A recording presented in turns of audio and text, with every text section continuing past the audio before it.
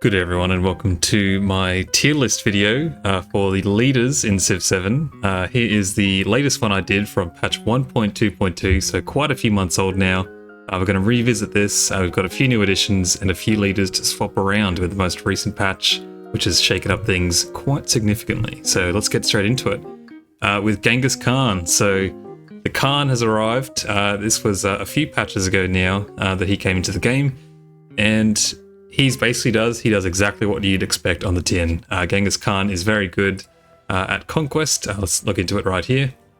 So as you'd expect, he gets combat strength bonuses towards cavalry units. If they're near a commander, or in the command radius I should say, they get +5 combat strength to your cavalry, which is really, really good. Army commanders also have +1 movement, just in general, which is okay. It's sort of it's a nice bonus to have, but it's nothing crazy. It helps you get your units to where they need to go faster, helps you get your commanders in place faster, particularly when you're in combat and you have to maneuver your units around using, the assault promotion to reposition them. The extra movement can be pretty good as well, but nothing too crazy there.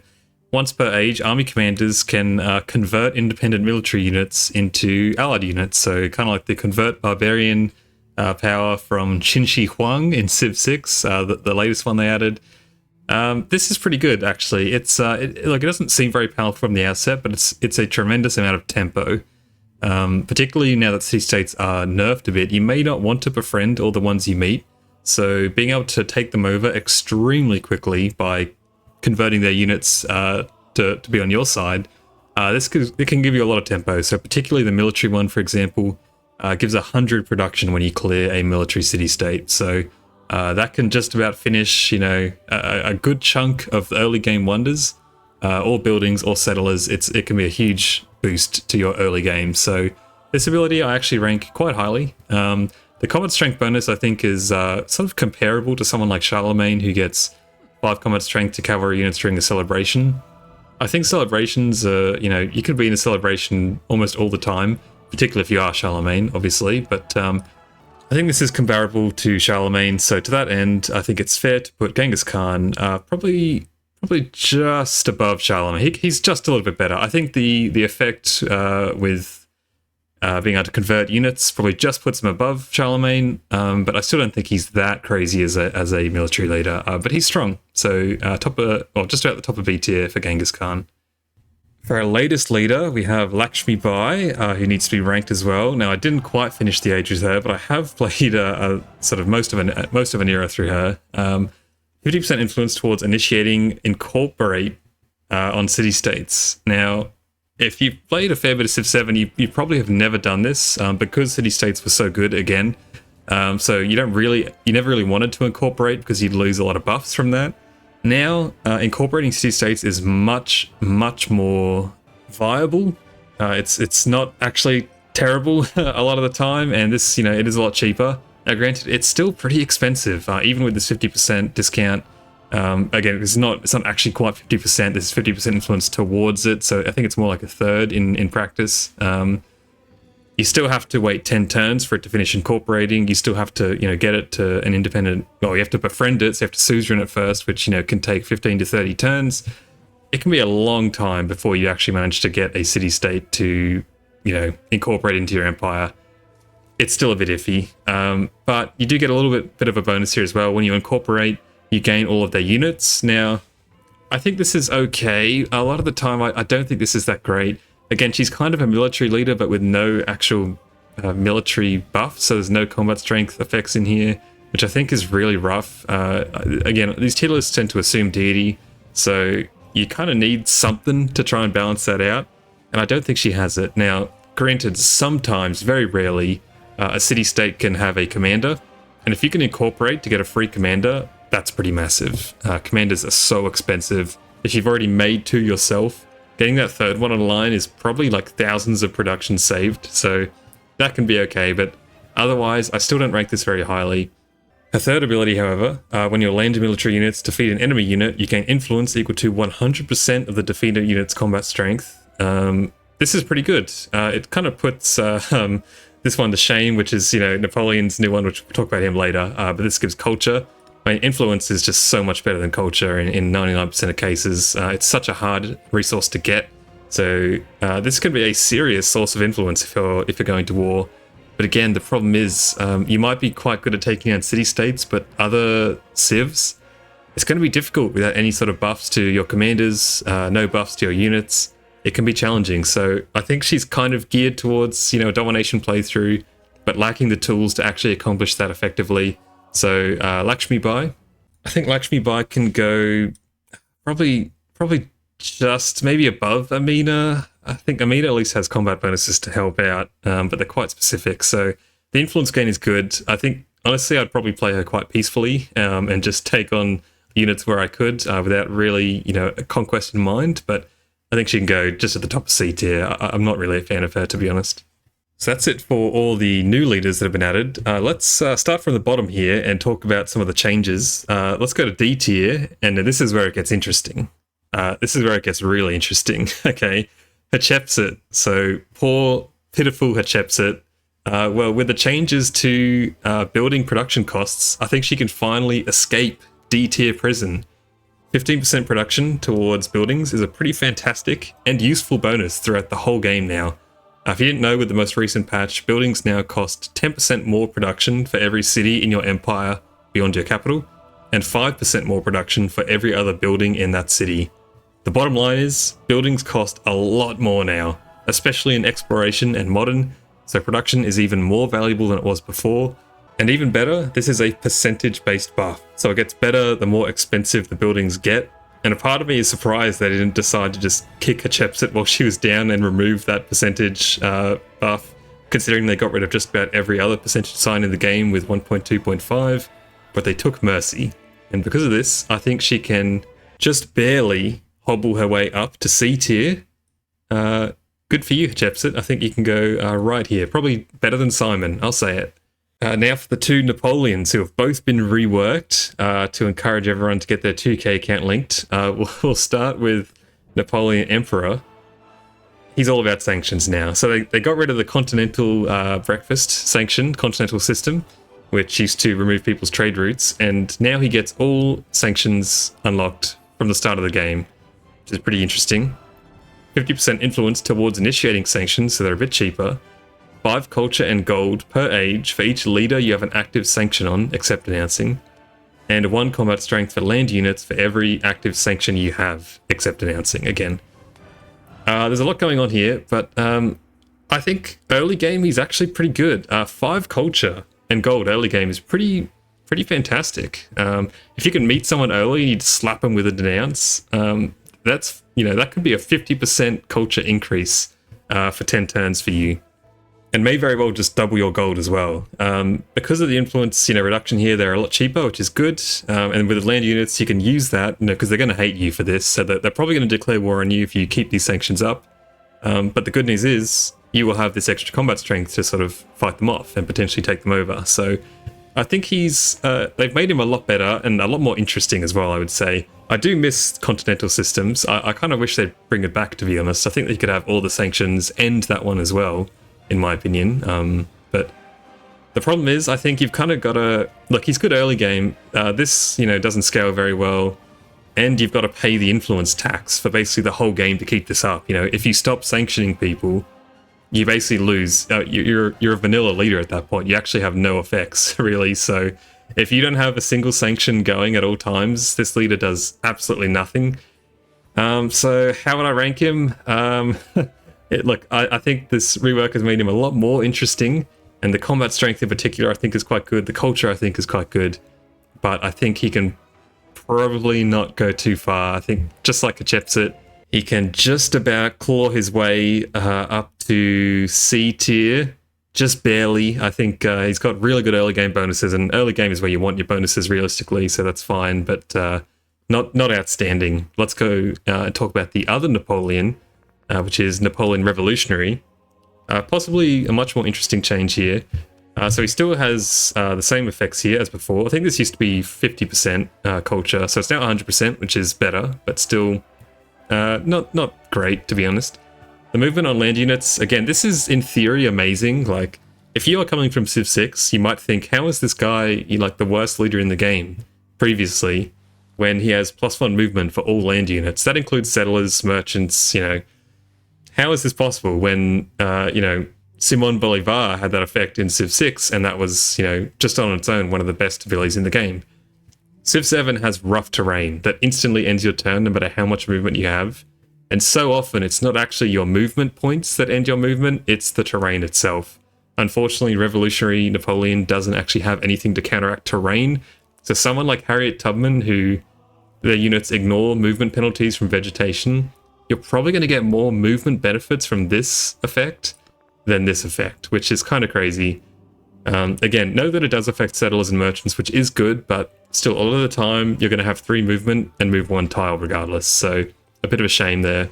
Now, this is the new ability though. The first time each age that a war is declared against you, gain an army commander in your capital packed with an infantry unit, a cavalry, ranged, and siege, even if those units have not been unlocked.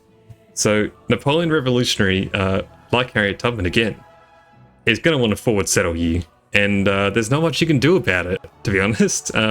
Again, you want to ideally have already gotten an army commander at this point, so you now can, this will skyrocket you up to 2. But you declare war on this guy, and he's, early game, you might have not even discovered cavalry yet, and he's going to be hitting you with cavalry, which is a tier 2 unit, by the way. Insane. This is a really good effect. Again, even if it doesn't go off, the threat of this going off, like we're talking multiplayer now more specifically, because I don't think the AI factors this in, but the threat of this going off is enough to make it so that you probably don't have to worry about war, and you don't have to worry too much about actually building up a military in the early game, because if someone declares war on you, you're instantly going to overpower them in a lot of cases. This is a really strong effect when it goes off. Now, the problem is it's a bit out of your hands, so if the AI just never declares war on you, then you may never get this. Now, you want this to go off at least once per age to get that free army commander for sure. So do your best to kind of piss off your neighbors, ideally. Forward settle them, just make sure that you can get that commander from your capital where it spawns to the new city quick enough. But I think this is a pretty strong ability overall. Now, where would I rank him? It's strong, but I mean, we're talking about people like Lakshmibai here, who have just ranked in C, who, her effect to get influence when you kill units is a lot stronger than his. The movement is nice for settlers and merchants. I think I could justify putting him at the bottom of B tier. I think Napoleon Revolutionary might just be able to go up there. His early game potential is unmatched in a way. So yeah, I think that's a fair play. I think that's a fair ranking for him. But our D tier is looking pretty empty now. So let's look up to C tier here. And I think just about everyone can stay as they are. There's still some pretty average picks across the board here. Now, note that this is High Shaman Himiko, not Queen of War. Queen of War still up here in S tier, my beloved Queen of War. Lafayette, he's a little bit better than I thought, but who is now the worst leader in the game, in my opinion? I think it might be Simon. I think Simón Bolívar might have to move down to D tier, just because I feel bad that we can't have that tier empty. Not that, I mean, you can win with any leader, obviously, but I'm going to put Simón down here in D tier, just so we can officially crown him as the worst leader in the game. I'm tempted to put Tecumseh down there, but I'll get to Tecumseh. And I can't say that, I'll get flamed. One war support isn't awful. Let's go to him. One war support isn't awful. That's basically all he does. He's basically, you spawn with the Gate of All Nations. The free building here is so average, or constructible, I should say. The free constructible you get when you conquer a unit is just so average. It's just like, bleh, it's kind of useless. So I think Simón might have to take the D tier crown now. It's a shame, because he's a very, very handsome man. Looking at the B tier now, and I think a lot of these people can stay where they are, but let's talk about Confucius. I think Confucius can move up to A tier. I think he is really fantastic now. These are not in order, by the way, so, this Green Xerxes can probably go a lot higher, but maybe I'll reorder these one day. Anyway, Confucius can go up to A tier. I think this guy is awesome now. Another benefactor of the scales being tipped towards tall gameplay. Confucius here, 25% growth rate in cities is fantastic. +2 science from specialists. I think the meta now is really going to favor 3 cities max. You get a lot of benefits from that in the leader attribute tree towards specialists, and Confucius plays into this so perfectly. and I've been having a lot of fun with him since the change. So I actually really think Confucius may just make its way. Yeah, I think he's great. I think he's fantastic, and he's a friendly guy. The problem is that, at least in my experience, for whatever reason, the AI consistently declares war on me when I play Confucius repeatedly. It's insane. I don't know why. I don't know. He's such a friendly looking dude. I don't know what people have against him. But Confucius, there you go. I think he's fantastic. But going down the rest of the B tier here, I want to touch on Tecumseh. All right, I copped a lot of flack for putting Tecumseh down in B tier. A lot of people were trying to convince me that he's the best leader in the game, and I wasn't buying it because I was convinced, and I am convinced, that Tecumseh isn't strong. It was city-states that were strong, and I stand by the fact that Tecumseh, Greece, isn't strong because of him, but because Greece was absolutely cracked. And I think I've been proven right on this one. 1.2.5 has brought the city-state meta crashing down, and with it, you'll probably see a lot of other content creators putting him down the ranks. But me, I'll be keeping him right where he is, the bottom of B tier, which is where he always should have been. Now, yes, the combat strength bonuses are good. Yes, the food and production bonuses are good, especially in the exploration age, where you have access to a lot of settlements and a lot of city-states. But he doesn't actually have any tools that give him an advantage towards befriending city-states. He remains extremely reliant on his civ pairing, and if you don't pick Greece in antiquity, I think Tecumseh's ability will do literally nothing for you for most of the game.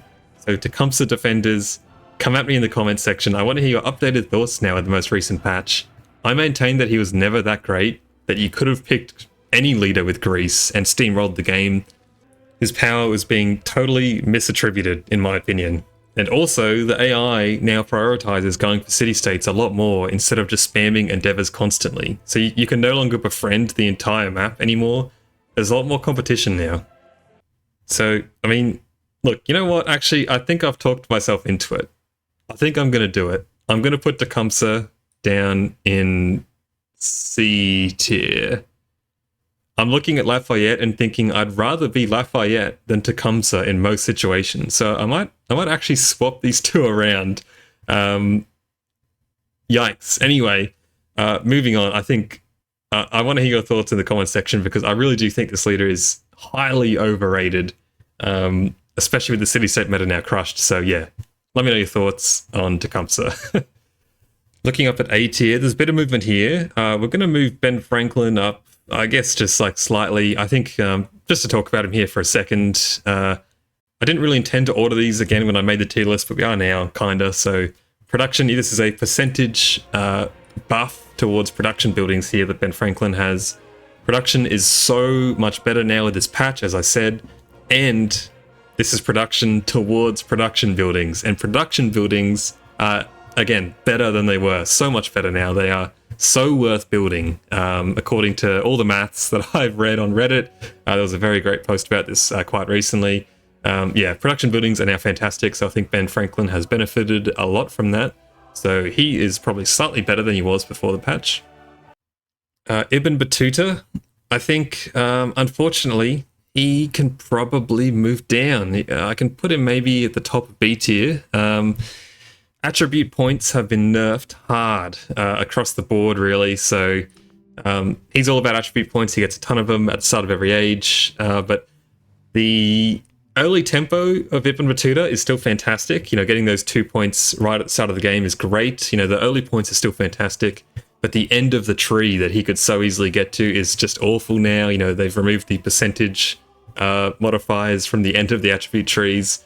So I think his early game is still really fantastic. The extra sight is great. The endeavor is awful. Ignore this at all times. Do not spend your influence on this. But his late game has been nerfed really hard. I think they've brought his late game power down significantly. So all he really gets in the modern age is the sight, and that's useless. So Ibn Battuta, I think, yeah, he belongs down in B tier. Again, a strong early game leader. And the site is so much fun to play with, especially if you pair it with the memento that gives you gold from exploring tiles. I think that can be pretty good early game, but overall, just because of the nerf to attribute points, unfortunately, Ibn can sort of go down with it. Otherwise, in A tier, we have a leader that I think, again, has benefited significantly from the change to tall versus wide gameplay, now favoring tall, in my opinion. Pachacuti, and I'm going to do it. I think it's time. Pachacuti can finally move up to S tier. I think he is such a fantastic leader now. And it's all because of the last effect they added, really. But let's talk about it. All buildings receive a +1 food adjacency from mountains. Specialists adjacent to mountains pay no happiness maintenance, and cities gain a bonus to production equal to 10% of that city's food. He is very reliant on his terrain, granted, but if you can get, 3 cities is all you need. 3 cities that have a few mountains nearby. Man, does Pachacuti pop off. And the production is so good now. You're going to be getting so much more food from all the towns you're going to keep as towns feeding into his cities. Turning all of that food, 10% of it into production is just so amazing. In the modern age, this guy is a beast. He can finish buildings and projects. So, we're talking the Science Victory or, the World Fair. Any wonder that wins you the game. He builds it so fast. I think Pachacuti is just amazing. I think he's so fun to play. I love playing mountain civs. I yearn for the day where we get an antiquity mountain civ. I think at that point Pachacuti might just become insane. But still, as it stands, I think he is insane. Pick someone like Mississippi, for example, and he's fantastic. Or the Khmer even. Pachacuti is so much fun, and I think he can rightly deserve his spot up in the S tier. Everyone else can stay in A tier, I think. This is fine. Up in S tier, I think Augustus remains extremely powerful. Again, every single patch, they just tangentially buff Augustus by making towns better and better and better with every patch. Urban centers are, again, better than they were before now. I think you're probably going to want to avoid making cities where you can. Note that the buildings in urban centers do still count towards, the production cost for other buildings. So it gets quite expensive, but I think Augustus is just so fantastic still. I mean, he's just so good. And he, again, another leader that benefits from the shift towards tall gameplay a lot. Harriet Tubman, a lot of people questioned putting Harriet Tubman in S tier last time, especially, in what is essentially a single player tier list, but I stand by it. Harriet Tubman's +5 war support ability means you basically never have to spend production on military units, similar to the new Napoleon Revolutionary, but so much better, I would say. So it's a massive ability that benefits from the opportunity cost of avoiding unit production. Even if it never goes off, this ability is doing a lot for you, having to never really worry about building military even when you have none. That means you can put that production, that super valuable production, towards other things. So you can just focus entirely on your economy without ever having to worry about your military, which is fantastic. I really do like Harriet Tubman. And again, the influence here, there is a new ability from one of the diplomatic city-states that increases the speed of espionage actions, which is fantastic for her. So do try to get that if you can, if you're playing her. And again, I think the movement penalties from vegetation, ignoring that is better than 1 movement, I would say. This just lets you get all your units where they need to go faster. So again, that's settlers, that's merchants, that's units in combat. It's so much easier to do everything you want to do.